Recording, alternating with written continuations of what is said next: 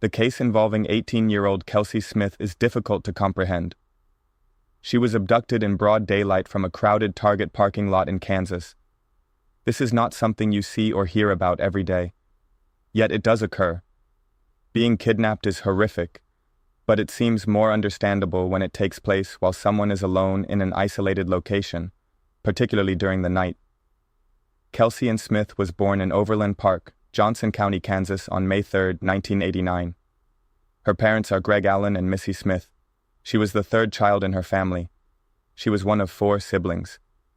When Kelsey was younger, she was very cheerful and intelligent, and when I say intelligent, I truly mean it. She was extremely outgoing. She was wonderful to be around and cared deeply about her family and friends. Kelsey was not afraid to accept a challenge. The phrase she always used when someone told her she couldn't accomplish something was "won a bet." People who knew Kelsey said she would not accept anything for herself unless all of her brothers received the same thing. That shows she collaborated well with others. Kelsey attended Shawnee Mission West High School and graduated on May 24, 2007. From the very beginning, she was a talkative girl. She enjoyed performing on stage, playing various instruments, and almost everything else. Kelsey dedicated herself to her school's dance band and played the clarinet. She participated in everything from track and field to theater, art, choir, and a writing class. At the time of the case, she was employed part-time at an AMC movie theater. After high school, Kelsey was planning to attend Kansas State University in the fall to study veterinary science. Well, Kelsey did want to pursue a career in medicine in some form. When she was younger, she wanted to become a doctor, but she changed her mind, and now she wanted to become a veterinarian. Around the same time as the case, Kelsey was dating a boy named John Beersmith. He loved Kelsey more than anything in the world. The qualities John appreciated most about Kelsey were that she was intelligent, kind, and lived life to the fullest. John was not a stranger in the Smith household. At times, his girlfriend's family would invite him over to their home for dinner and games. John and Kelsey's father, Greg, also got along very well. They mainly bonded over sports. Everyone in Kelsey's family believed John was the perfect guy for her. Kelsey enjoyed celebrating even the smallest occasions. So even though their relationship was still new, they were already getting along very well. Their relationship had been going strong for 6 months before June 2, 2007, when Kelsey decided to purchase John a small gift at her local Target. But for Kelsey's family, this was the day everything changed because she never returned home. June 2, 2007 started like any other day. Misty, Kelsey's mother, had to attend a friend's wedding during the day while Kelsey had to work at the AMC theater. After Kelsey finished work, she, her father, Greg, and her sister Lindsay went to a nearby amusement park. Later that evening, around 6 p.m., Kelsey wanted to make a quick trip to Target to buy her boyfriend John a gift to celebrate 6 months of being together. The first thing Kelsey did was ask her sister to go with her. However, her sister was busy and couldn't, so Kelsey took her sister's 1987 Buick Regal and drove to Target. This was something Kelsey did regularly. Kelsey already knew the route to the nearby Target, so she was not heading anywhere unfamiliar or unsafe. In addition, it was still daylight outside, so there seemed to be no reason to feel afraid, right? Kelsey went ahead with her trip. She parked her vehicle and went into the store. CCTV footage showed her picking up what she needed as she moved through the aisles. Kelsey was wearing shorts and a light pink tank top. Phone records also indicated that Kelsey called her mom. They spoke for a while, and then her mom said she would be home soon and ended the call. A few minutes later, however, Kelsey missed a call from her boyfriend John, which was unusual. Kelsey always answered her phone, and she had just spoken with her mom, so she had not left her phone at home. John became very concerned about this, so he went to Kelsey's house and discovered she was not there. Kelsey was not home when everyone expected her to be after quite some time had passed. Immediately, a frightened Greg called Kelsey multiple times, but she did not answer. Now, this was truly alarming. Anyone who knew Kelsey understood that she always answered the phone when her parents called. She had just spoken with her mom, so it was very unusual that she suddenly stopped communicating with anyone. Kelsey's parents reached out to her friends to determine whether she was with any of them, but she was not. The Smith family was extremely alarmed by Kelsey's lack of communication. After a while, Greg and one of Kelsey's sisters drove through the neighborhood and also inspected the parking lots of several stores to check if Kelsey's car was present.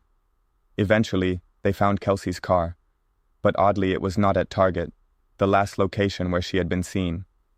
Instead, it was parked in a dimly lit Macy's parking lot at Oak Park Mall, and there was no one nearby.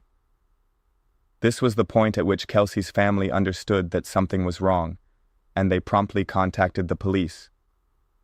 When officers arrived at the site where Kelsey's car had been found, they inspected the interior.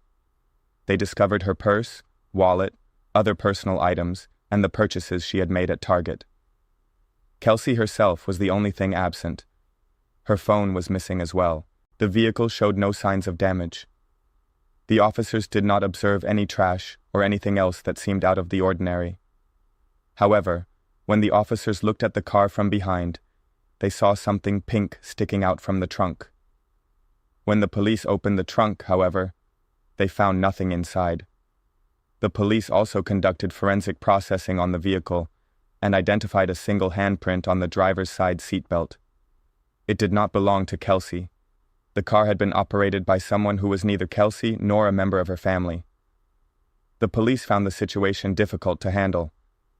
The only step left was to examine the surveillance footage, which marked the beginning of the official missing person search. After going to Target as she normally did, Kelsey could not be found anywhere, and her car and belongings were discovered abandoned at another store. What then had taken place? The most effective way for the police to find out what had happened was to go to Target and review the CCTV footage for anything unusual. That is precisely what they did. Target representatives supplied the police with the CCTV recording, which they examined thoroughly. They saw Kelsey entering the store, browsing, gathering her items at the checkout counter, and exiting the store. Nothing seemed out of place. Kelsey did not encounter or talk to anyone. She did not appear scared or uncomfortable.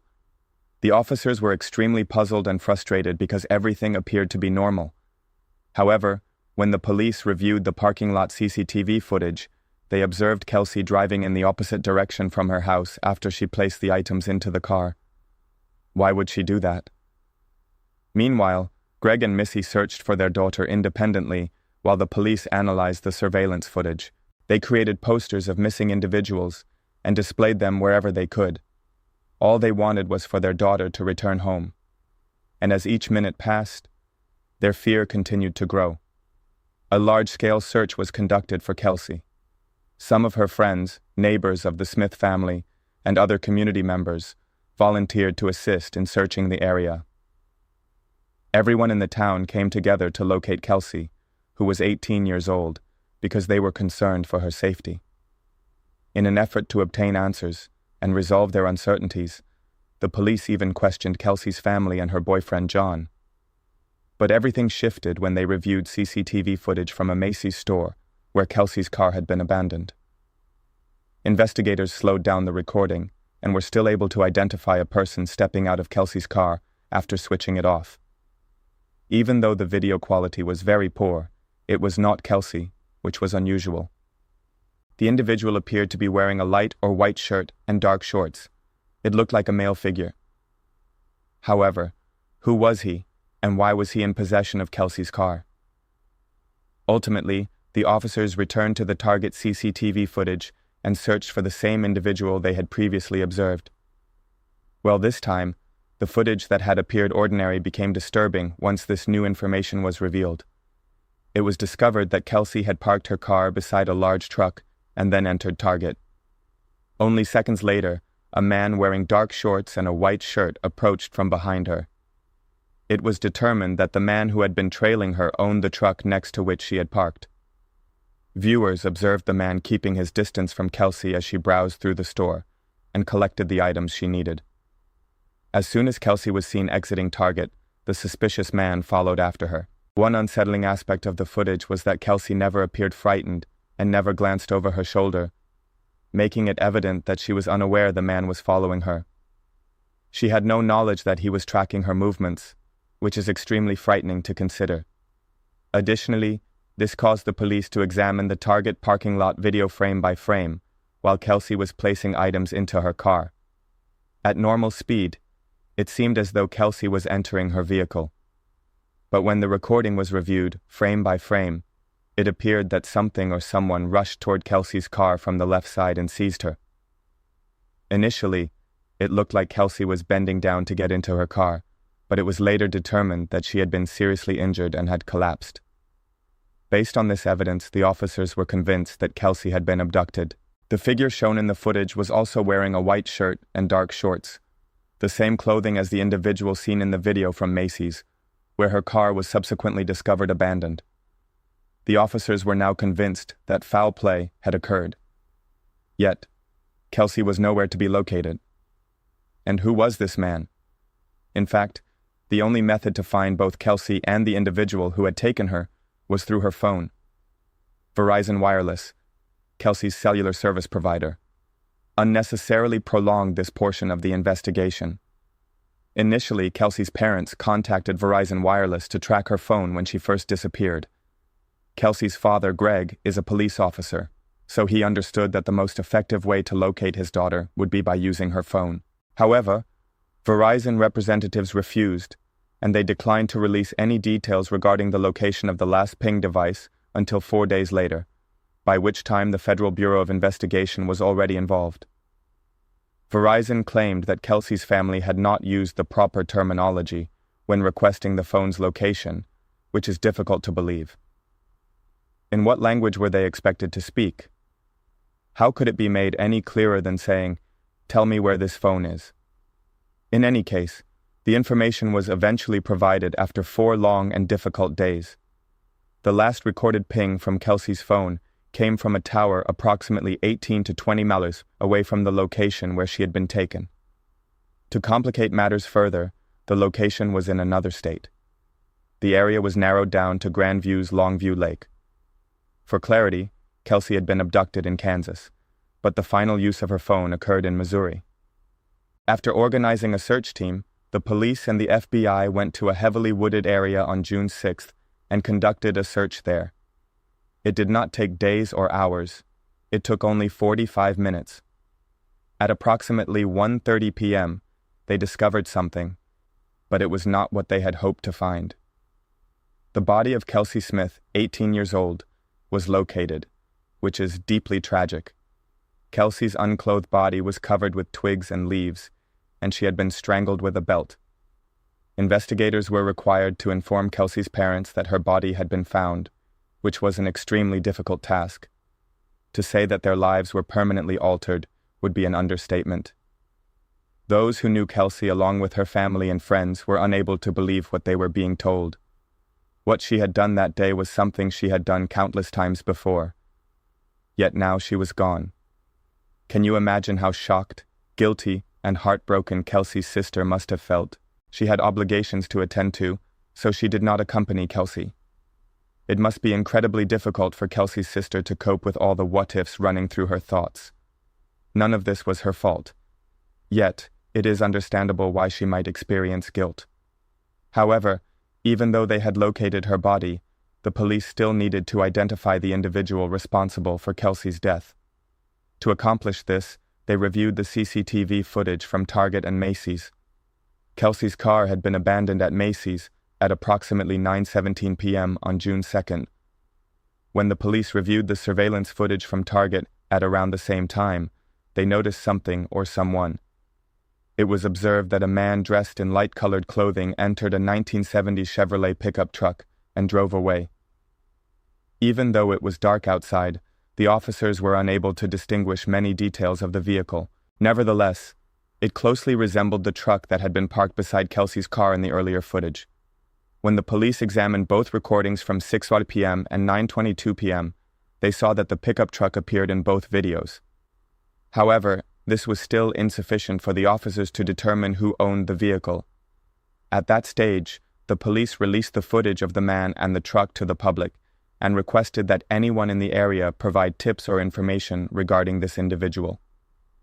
Shortly afterward, numerous calls were received, and one of them resulted in a significant development in the case. Once very clear images of the man and the truck were made public, a woman contacted the authorities. She stated that the man strongly resembled her neighbor, who owned the same pickup truck. That man was Jack Hall, 26 years old. He was married and had a 4-year-old son.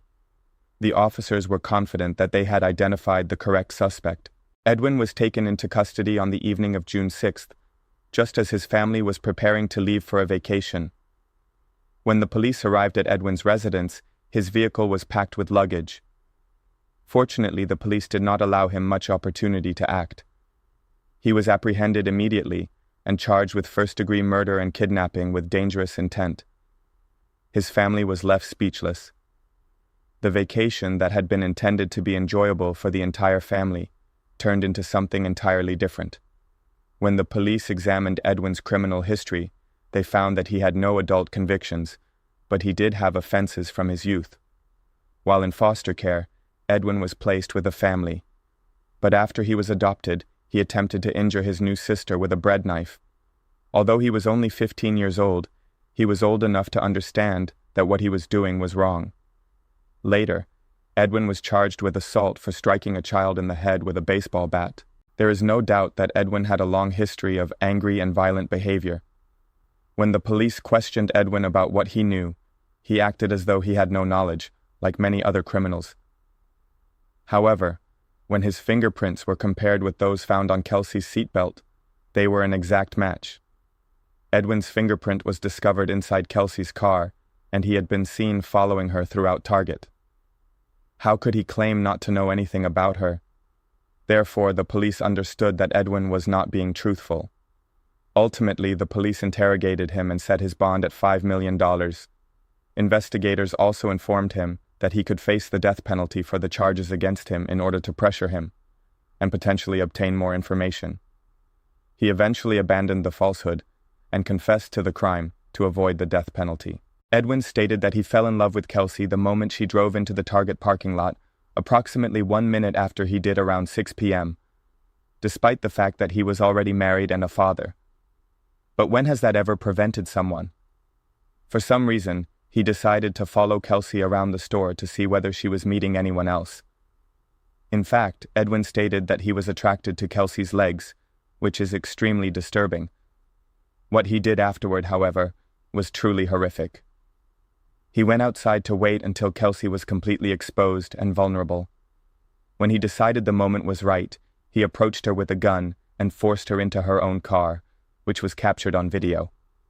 Once inside the vehicle with Kelsey, Edwin immediately assumed control of the driver's seat and drove away from the parking lot. He traveled 20 minutes from Target and took Kelsey to a wooded area in Missouri. He sexually assaulted her and then killed her there so that she would not report him. After committing the brutal act, Edwin returned, abandoned Kelsey's car at Macy's, walked back to his pickup truck, which remained parked at Target, and drove away as though nothing had occurred. It was evident to the police that this cruel individual needed to stand trial for what he had done to Kelsey. However, there was an issue. There was significant disagreement regarding the proper location for the trial, because Edwin committed the murder in Missouri while Kelsey had initially been abducted from Kansas. Situations like this have always been difficult to understand. Surely there must be at least one law enforcement officer observing how jurisdiction matters in cases that involve more than one county. The perpetrator is a murderer because the facts of what he did and whom he killed are known. So why not simply choose a county at random? Everyone is aware of what took place, so why prolong the process for days or weeks? In any event, the government ultimately offered Edwin a plea agreement. Instead of facing the death penalty, he could plead guilty to all the charges filed against him. Edwin accepted the agreement immediately. Many of Kelsey's family members and friends were present in the courtroom. They wanted nothing more than for this monster to face consequences for what he had done. On September 16, 2007, nearly 2 months after entering his guilty plea, he was sentenced to life imprisonment without the possibility of parole. After receiving his sentence, Edwin wept and apologized to Kelsey's family, as though that could alter anything or bring her back. During the victim impact statements, Kelsey's parents were overwhelmed with grief and emotion. Even though they were relieved that justice had finally been served for Kelsey, it was not enough to compensate for what had been taken from them.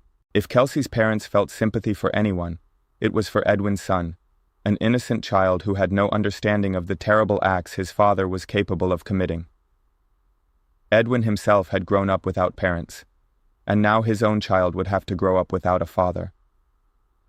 Although the individual responsible for Kelsey's sudden, violent, and senseless death was behind bars, Greg and Missy identified numerous errors and unresolved issues throughout the course of the investigation. This was particularly evident when they were attempting to determine Kelsey's whereabouts prior to her disappearance. Due to privacy regulations, Verizon Wireless delayed 4 days before disclosing Kelsey's phone location. It was that information that ultimately enabled law enforcement to find her. Once they had it, the police located her in only 45 minutes. In reality, Verizon should have responded to the Smith family's request immediately. The case could have progressed much more quickly. I acknowledge that there may be aspects of the release of this information that I do not fully understand. However, in my opinion, there is no justification for withholding such information for 4 days during a homicide investigation. In Kelsey's situation, it is not as though receiving that data sooner would have saved her life. She had already died by the time she was reported missing. On the other hand, in a different case, that amount of time could represent the difference between life and death. At the time Kelsey went missing, phone companies would only share information such as location, text messages, and call records if the user requested it or if a court issued an order. And if you know anything about warrants and criminal investigations, you know that obtaining them takes time. This can be crucial in cases involving missing persons. The Kelsey Smith Act was created in response to this issue. The law required that cell phone companies provide information such as the location of a phone directly to law enforcement if someone was in danger. This allowed the police to locate the person quickly and ideally find them unharmed. In 2009, the act became law in Kansas, but unfortunately, it did not pass in the U.S. House of Representatives in 2016. It is difficult to understand how this act could be discarded. While I recognize that there may be privacy concerns involved, it seems unreasonable that a law capable of saving so many lives could be overturned so easily. If you found this case fascinating, don't forget to like the video and subscribe to the channel. We post crime case videos every night. Until next time, stay sharp, stay vigilant,